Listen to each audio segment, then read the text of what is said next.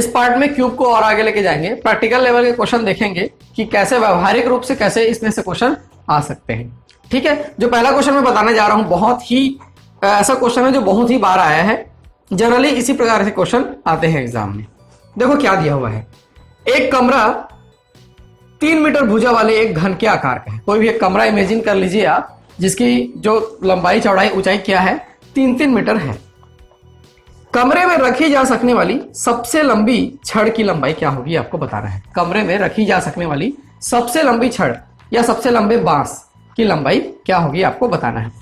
यह प्रश्न या ऐसा प्रश्न बहुत बार पूछा जा चुका है, तो इसमें रहता कुछ नहीं है।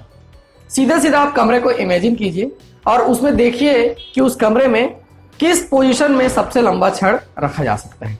आप इमेजिन करके देख सकते हैं, कोई भी कमरा होगा तो आपको देखने में मिलेगा कि उस कमरे का डायगोनल ही होगा। क्यूब रहे या क्यूबॉइड शेप रहे कमरा, उससे कोई फर्क नहीं पड़ता। उस कमरे का डायगोनल ही होगा जहां सबसे लंबा बांस या छड़ अपन रख सकते हैं।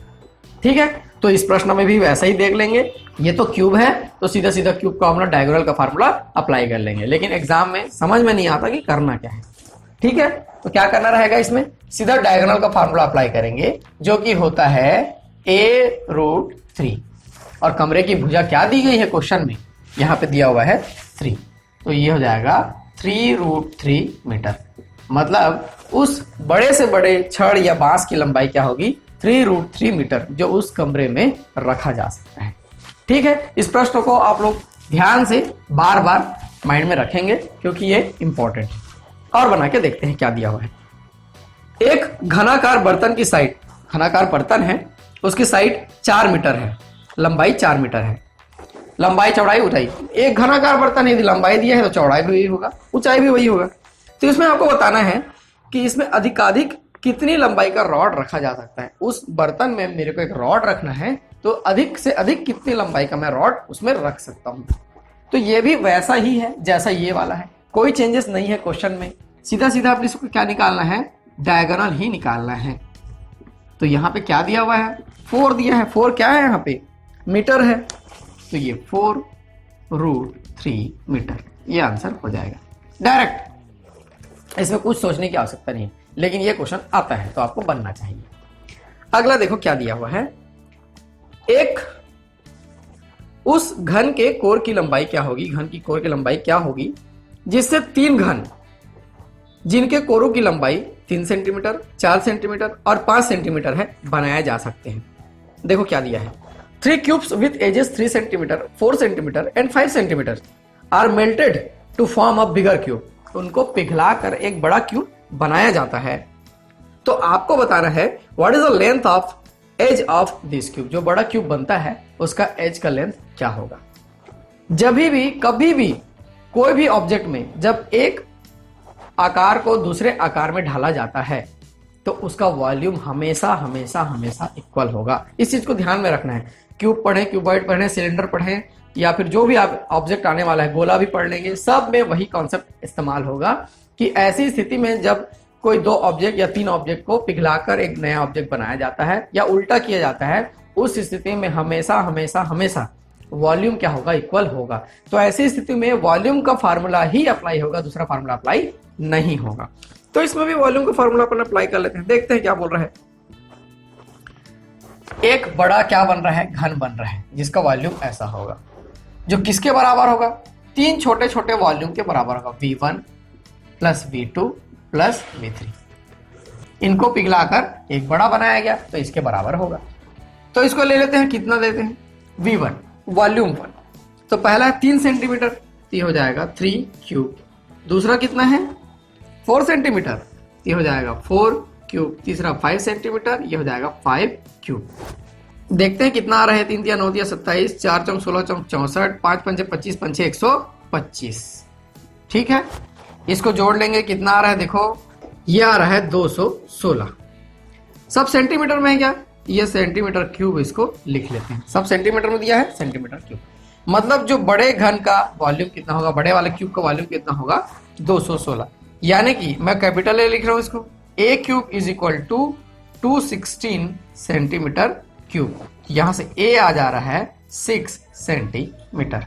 ए कितना आ गया, 6 सेंटीमीटर, यानी बड़े क्यूब का जो एज होगा वो कितना होगा, 6 सेंटीमीटर होगा। बहुत आसान है, ऐसा ही बनाना है इसको, और बना के देखते हैं। देखो अगला क्या दिया हुआ है, दो लोहे की घनों को जिनकी कोरे क्रमशः 6 सेंटीमीटर और 4 सेंटीमीटर है, पिघलाकर एक बड़ा घन बनाया गया। बड़े घन का आयतन ज्ञात कीजिए। 2 cubes with edges 6 centimeter and 4 centimeter are melted to form a bigger cube. What is the volume of this cube? Easy है, जैसे पहले बनाया वैसे इसको भी बनाना है। इसमें उसमें 3 क्यूब थे, इसमें 2 क्यूब हैं बस।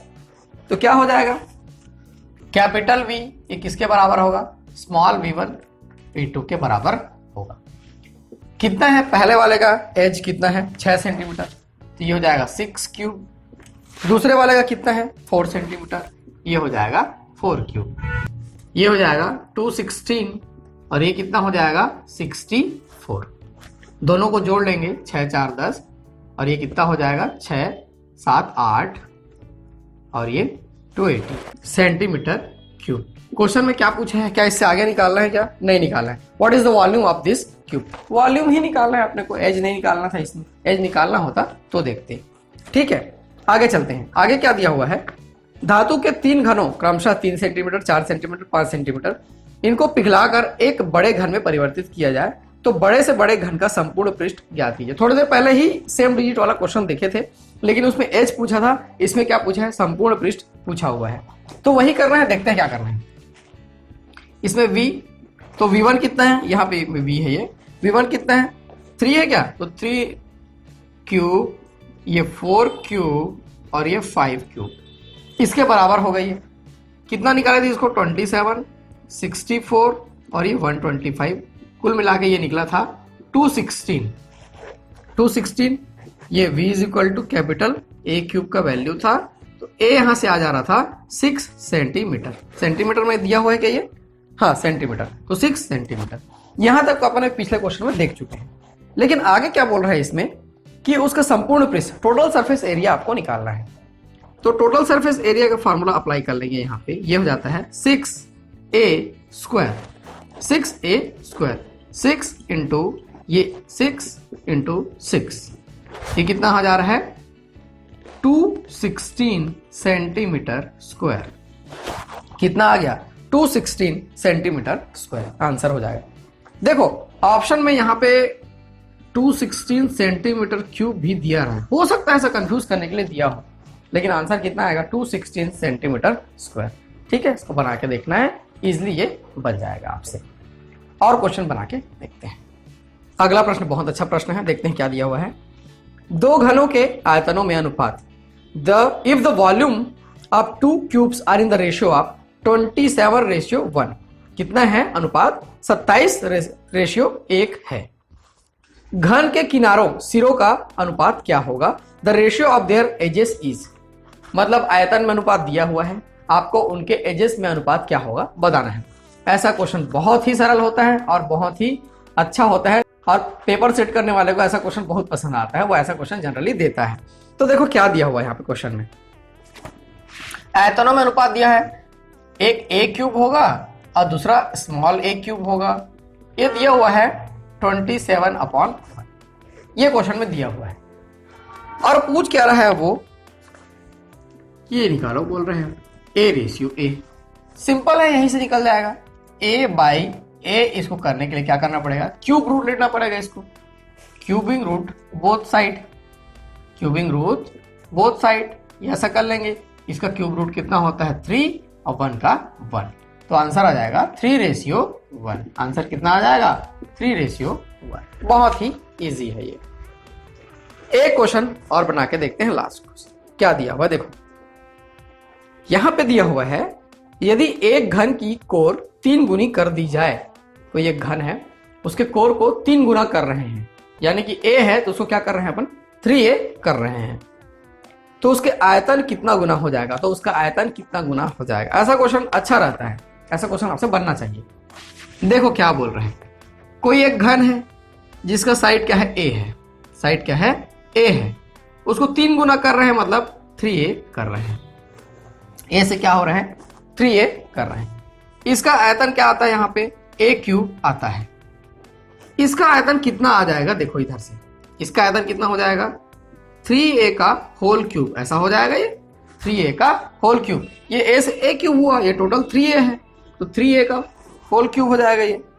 तो ये तो a क्यूब है ही, ये हो जाएगा 3 तिया 9 तिया 27, 27a क्यूब हो गया, 27a क्यूब हो गया।